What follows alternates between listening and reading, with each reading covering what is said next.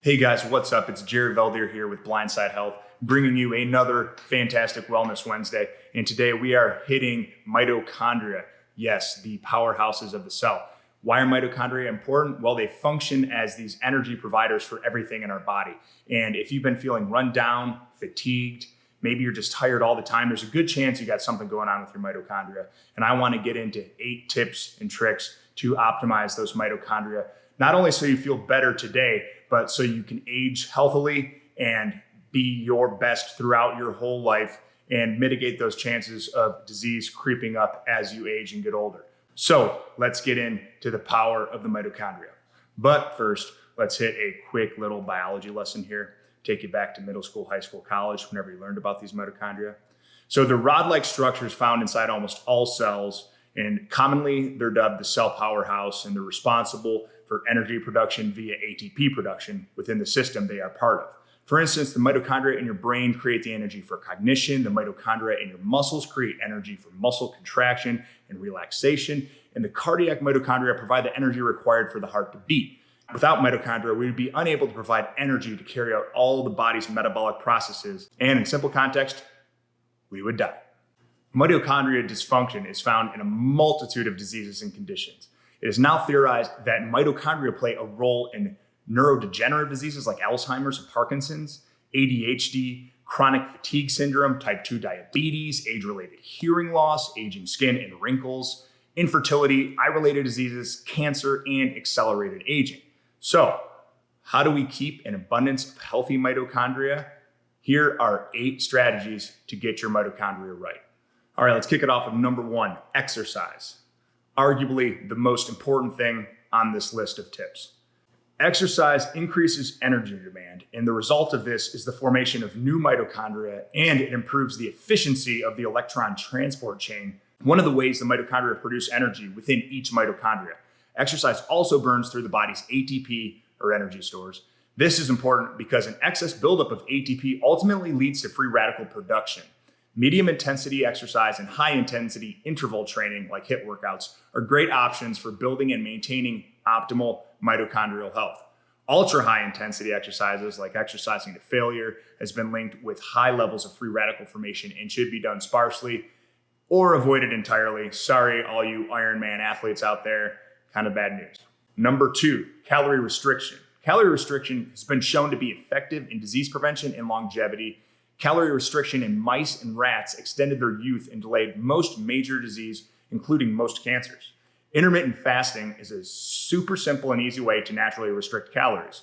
The longer the fasting window, the more calories will be restricted. It's pretty intuitive. The only exception on this is extreme binge eating in the feeding window. That'll jack up the calorie restriction.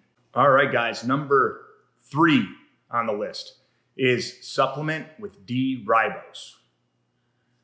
Physical activity depletes the energy pool, especially as we age. D-ribose steps in and is used by the body to synthesize and recover the energy pool, producing RNA and DNA and manufacture other critical molecules used by the cell. Out of all the sugars, D-ribose is the only one able to function in these essential metabolic processes. D-ribose is extra useful for someone on a ketogenic or carbohydrate-restricted diet. Small amounts of D-ribose can be found in food. However, supplemental powder is usually the best and most effective. It's highly absorbable and it's pretty easy. Standard dosages range from 3 to 5 grams daily. All right, guys, number 4, consume PQQ rich foods. Now, PQQ stimulates the growth of new mitochondria. This mitochondrial biogenesis helps increase healthy aging, improves energy utilization, and protects cells from free radical damage, the unstable atoms that can damage cells.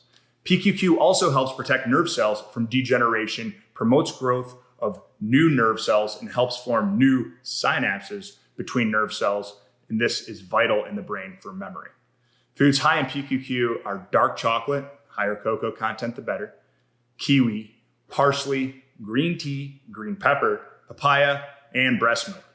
All right, guys, sorry to interrupt real quick, but if you're finding this useful, hit that like button for me. It helps big time, and subscribe so you don't miss any content like this, anything that's going to help you boost your health and be at your best now and tomorrow and 50 years down the road when it's your 100th birthday and you're celebrating with 3 generations of your family. That's the goal that I have for you. I want you to get there. So hit the subscribe button, turn the notifications on so you know when I'm putting out new videos like this, and we'll go from there. So back to the mitochondrial tactics. All right, guys, number 5, and that is supplement with coenzyme Q10.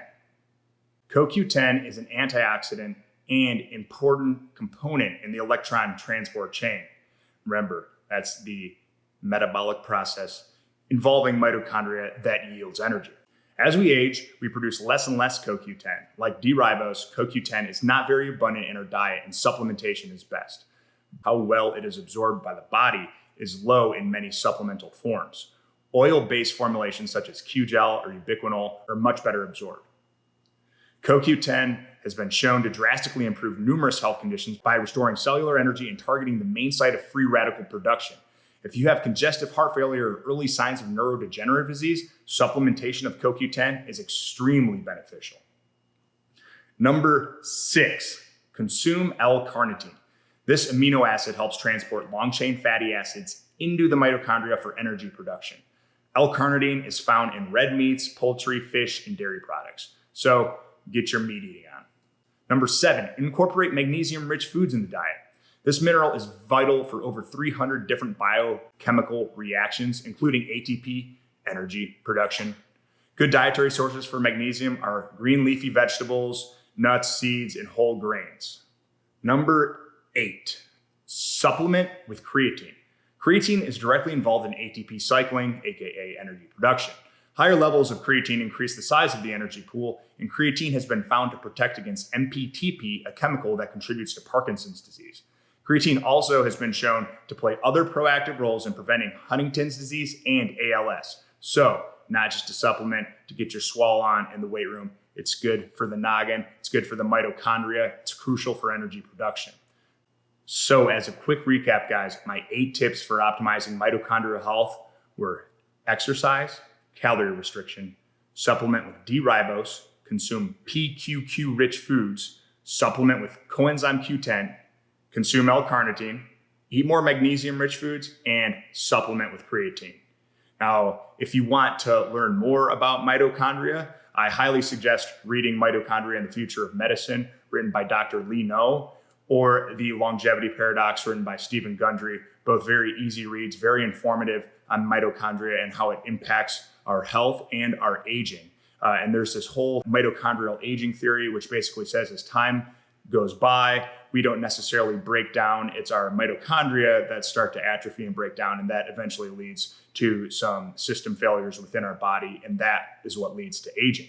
Thanks everybody for joining me today on my little spiel on mitochondria and how it's so important for your health, not only now, but tomorrow and down the road. It is a major underlying factor to feeling fatigued and feeling any kind of energy malfunction in your body. It's kind of interesting when you're sick, you may feel like, man, I'm sluggish, I don't want to do anything. That's actually your mitochondria decreasing the energy output to, in a way, starve the foreign invader. So that's just a way of knowing that, hey, I feel sluggish, I need to rest, I need my body to fight this thing off. But if you're healthy, if you're not sick and you feel like that, there's an issue there. And so I would look into your mitochondrial health. I would try some of those tactics from the list that I just put out there, and possibly read some of the books. They're great. If you guys are looking for supplement recommendations or good sources of these foods to eat, I will make sure to throw those in the description. And that way you can get going on your mitochondria plan and be at your best. I love my mitochondria plan. I try to optimize these guys and I feel great, man. I hit it hard in the weight room. I hit it hard playing with the kids. I just live a lifestyle that's very active and I feel great from the moment I wake up to the moment I go to bed. I don't have a problem with energy. My mitochondria are kicking ass and I want yours to kick ass too. So that's all I got for today, guys, and I'll talk to you later.